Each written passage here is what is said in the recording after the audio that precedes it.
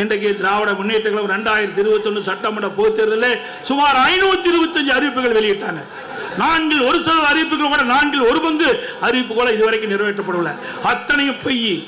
இன்றைக்கு ஸ்டாலின் சட்டமன்றத்திலும் இன்றைக்கு ஊடகத்திலும் அவர் பேசுகின்ற பொழுது, கருத்துக்களை சொல்லுகின்ற பொழுது, திராவிட முன்னேற்ற கழகம் 98% அறிவிப்புகள் நிறைவேற்றப்பட்டதாக ஒரு பச்சை பொய்யை இன்னைக்கு மக்களிடத்திலே சொல்லிக் கொண்டிருக்கின்றார்.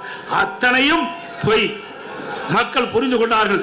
இந்த ஆட்சியை விரட்டி அடிக்க மக்கள் முன் வந்து விட்டார்கள்.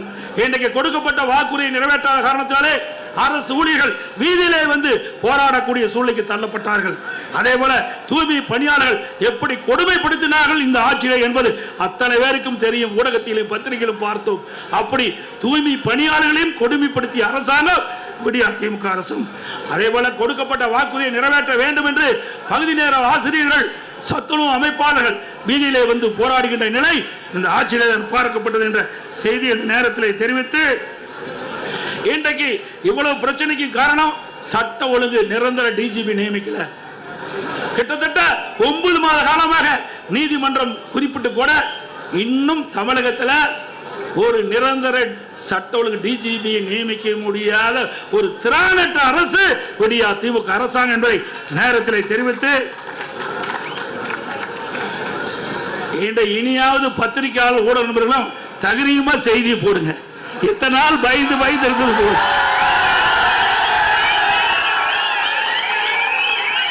நான் சொல்லுவது அத்தனையும்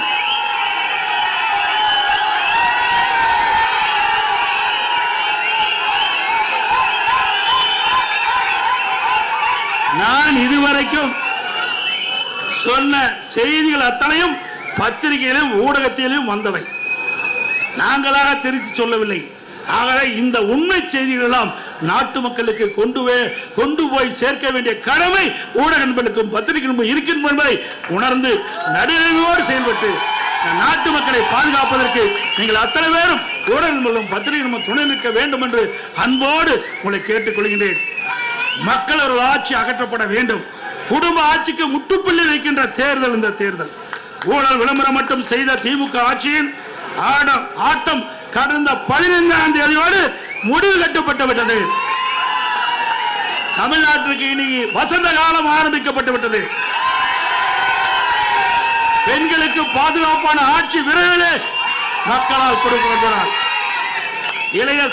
இளைய சமுதாயத்திற்கு ஒளிவுமான எதிர்காலம் காத்துக் கொண்டிருக்கின்றது. மே மாதம் ஆட்சிக்கு வருவோம், நல்ல ஆட்சி அமைப்போம். நடைபெறவுள்ள சட்டமன்ற பொதுத் தேர்தலில் அனைத்து இந்திய அண்ணா திராவிட முன்னேற்ற கழகம் தலைமை தாங்கியுள்ள தேசிய ஜனநாயக கூட்டணி அதிக இடங்களிலே வெற்றி பெற வேண்டும். அனைத்து இந்திய அண்ணா திராவிட முன்னேற்ற கழக வேட்பாளர் நிற்கின்ற தொகுதியிலே 2 லட்சத்திலே வாக்களித்து வெற்றி பெற செய்யுங்கள்.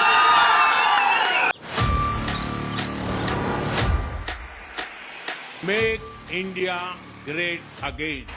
மக்கள் ஆட்சி அமையணும். மோடியினுடைய கேரண்டியை தான் மக்கள் நம்புவாங்க. வெற்றி கூட்டணி அமையும். எக்ஸ்பிரஸ் வேக செய்திகளில் இது இடைநில்லா பேருந்து.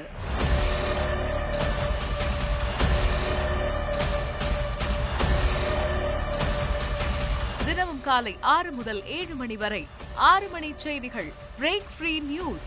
வரிசை கட்டி வரும் சுவாரஸ்ய செய்திகள் பிரேக்கே இல்லாமல். ரிமோட்டை மறங்க, அப்டேட்டா இருங்க.